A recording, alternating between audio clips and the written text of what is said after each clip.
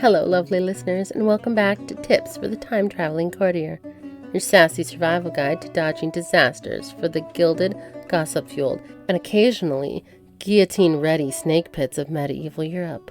I'm your host, Christina, your slightly sarcastic strategist of courtly charm, here to keep you from being banished, beheaded, or just plain humiliated at court.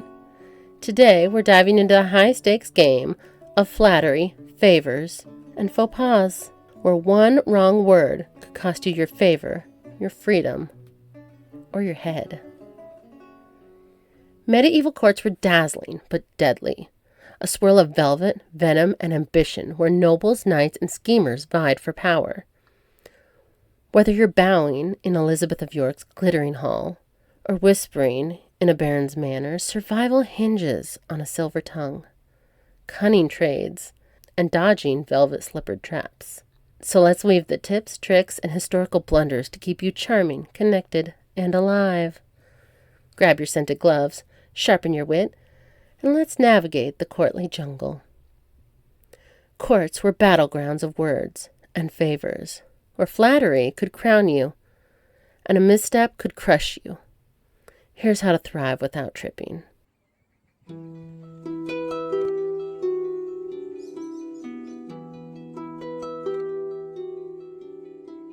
Flattery is your blade. Compliments are your currency. But they need to finesse. Praise the Lord's wisdom, a lady's elegance, or a king's divinely ordained jousting skills. Specific and subtle. Study your target. If the Duchess adores her falcons, laud their noble wings, not her needlework. Practice lines like, "Your Grace's radiance dims the stars," but deliver it with a steady gaze to avoid looking like a desperate minstrel. Courts thrived on trades. Offer small services, like praising a knight's valor to the queen, but always expect a return. Keep a mental ledger of debts, and call them in politely. "My lord, might you recall my aid at the banquet?" Beware of free favors. They're often traps to bind you to a schemer's agenda. Mistakes were deadly. Never interrupt the king, even if he's ranting about hounds. Don't flirt with a married noble unless their spouse winks first. Jealousy sparked duels, or worse. Dress for your rank. A gaudy doublet above your station screams upstart, and never gossip about a powerful lord near their spies. And hint, everyone's a spy. When in doubt, smile, bow, and lock your opinions tighter than a royal treasury. Read the room like a spy. Courts were gossip hubs. Watch for crossed arms, cold stares, or sudden silences. They signal trouble. Eavesdrop discreetly in alcoves or near servants to learn who's favored or who's falling. If the queen snubs her advisor, don't curry his favor. Align with rising stars, but hedge bets with a kind word to the outcast. If your compliment lands flat, pivot to piety. Your wisdom reflects God's grace, my lord. It doubles as flattery, deflects suspicion, and paints you as devout. Perfect for dodging a noble's scowl. Clutch a rosary for extra effect. Present a small gift like a lavender sachet or a ribbon to smooth over a blunder. Claim it's a token of holy admiration to mask any misstep and smell like loyalty. In 1499, a young Catherine of Aragon charmed Henry VII's court with tailored praises for his scholars, winning allies. But a careless envoy who mocked the king's frugality was sent packing, proving flattery beats bluntness. Moral? Know your audience, or pack your bags. Court life was a tightrope of alliances and enemies. Here's how to keep your footing. Gift smart, not showy. A scented glove, a handwritten poem, or a wax candle wins hearts without outshining the host. A goblet might impress, but could scream, "I'm richer than you," a dangerous flex.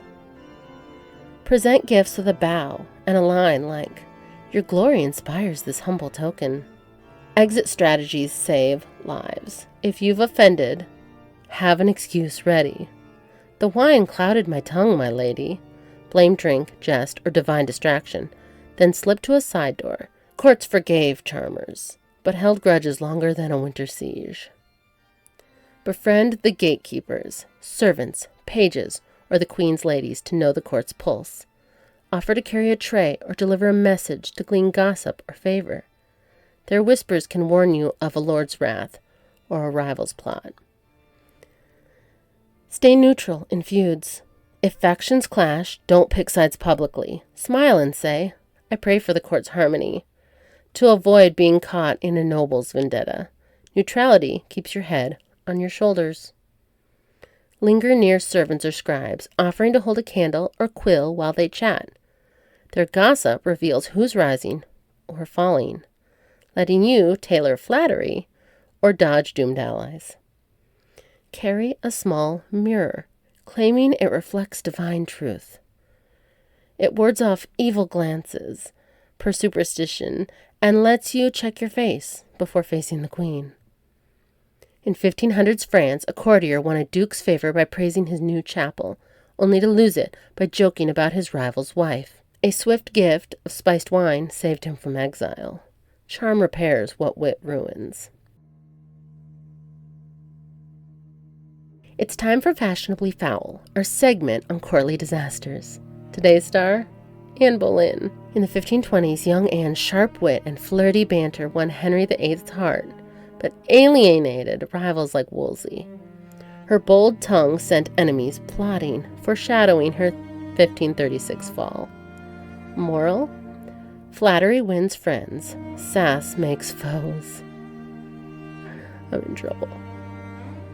Our runner-up, Edward Stafford, Duke of Buckingham, whose 1521 boast of royal blood at a feast irked Henry VIII. His jest led to a treason charge and a beheading. Words can weigh heavier than swords. Courts believed rubies warded off betrayal. They didn't, but they dazzled. For real help, chew mint. It calms nerves and freshens your breath for flattery. Keep a sprig handy for tense talks. Swearing loyalty under a starry sky was thought to seal alliances. Try it for drama, but don't expect miracles. Your wit is your true shield. Let's dive into real courtier confessions where we spill the wine on courtly triumphs and tumbles. In 1490's Castile, a court praised a duke's noble beard, forgetting he was clean-shaven. Banished for mockery, he bribed his way back with a poem. A lady-in-waiting in Elizabeth of York's court deflected a rival's insult by lauding the queen's grace, turning gossip against her foe. A 14th century monk's terrible poem to a lord landed him in a leper colony. His flattery was deemed an insult. A 1500s Bruges trader gifted a peacock to a lord, only for it to peck a bishop. A quick donation to the church saved his reputation.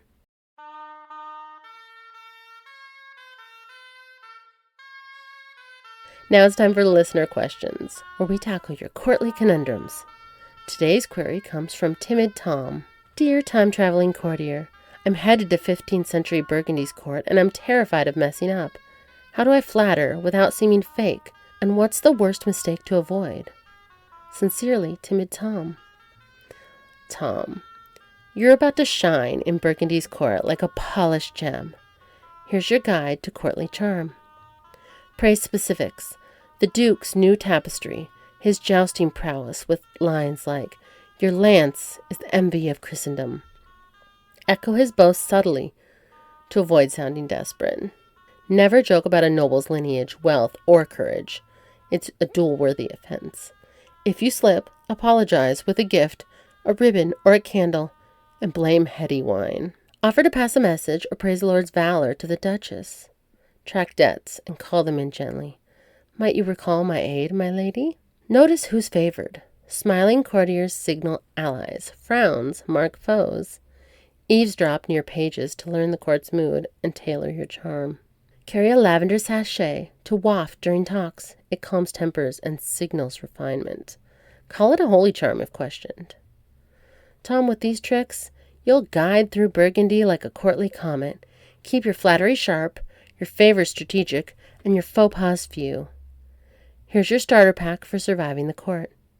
A silver tongue for tailored flattery.